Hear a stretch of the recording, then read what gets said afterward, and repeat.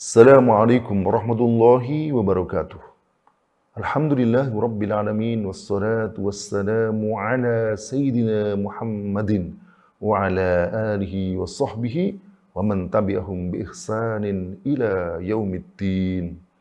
Saudara-saudara yang Allah Subhanahu wa taala. Hal penting yang harus kita ingat, harus ada dalam kesadaran kita bahwa apapun yang kita kerjakan di dunia ini akan dipertanggungjawabkan dari Allah Subhanahu wa taala. Manusia sekarang beramal, besok di akhirat kelak akan diadili Allah Subhanahu wa taala.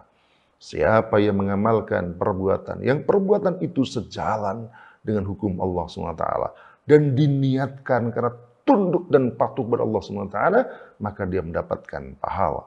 Tapi sebaliknya, mereka yang menyimpang, melanggar dari hukum Allah Subhanahu wa taala, maka mereka akan mendapatkan dosa. Makin banyak dosa, maka makin besar peluang untuk masuk dalam neraka.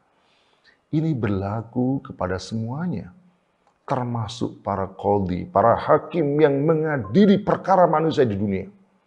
Sekarang ini hakim seringkali disebut sebagai wakil Tuhan. Lalu kemudian seolah-olah dia bisa memutuskan apapun yang menjadi kehendaknya. Padahal sudah dalam Allah Subhanahu wa taala, hakim yang memutuskan perkara di dunia ini itu tak kemudian berhenti ketika dia mati. Dia pun besok di akhirat kelak akan dibangkitkan dan akan diadili oleh Allah Subhanahu wa taala. Dan tentu mereka bisa mendapatkan pahala dan dosa dan karena diadili oleh hukum Allah Subhanahu wa taala. Terbukti hal ini dalam satu hadis Nabi sallallahu alaihi wasallam, beliau bersabda, "Al-qudatu salasun." Qadhi itu kata Nabi ada 3. Wahidun fil jannah wasnani fin nar, kata beliau. 1 di surga dan 2 di neraka. Lalu kemudian beliau mengatakan, fa ammal ladzi fil jannah. Sedangkan orang yang berada di surga, yakni farajulun arafal haqqa faqadahu bihi, adalah seorang qadhi yang dia tahu kebenaran, al-haqqa, kebenaran ini adalah kebenaran dari Allah Subhanahu wa taala, menggunakan syariat Allah Subhanahu wa taala, bukan menggunakan hukum buatan manusia, apalagi tinggalan negara penjajah. Ketika dia arafal haq, mengetahui kebenaran berdasarkan Allah Subhanahu wa taala, hukum Allah Subhanahu wa taala, faqadahu bihi, lalu dia memutuskan hukum tersebut, maka fil jannah, maka dia berada di surga. Tetapi kata Nabi sallallahu alaihi wasallam, wa rajulun arfal haqqa fajara fil hukmi fa huwa fin nar. Qadhi yang arfal haq, dia mengetahui kebenaran, dia mengetahui hukum syariah, lalu fajara, lalu dia menyimpang dari hukum Allah Subhanahu wa taala itu, fil hukmi, dalam hukumnya, maka fahuwa finnar, dia berada di neraka. Warajulun qadolin nasi ala jahlin.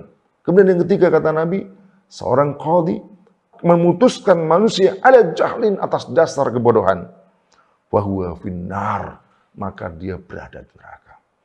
Ini menunjukkan sudah dari Allah SWT, nasib manusia tidak kemudian berhenti begitu saja di dunia, termasuk nasib hakim. Mereka memang bisa menentukan nasib manusia di dunia dengan mengatakan Anda bersalah, Anda benar, Anda dipenjara sekian bulan, sekian tahun.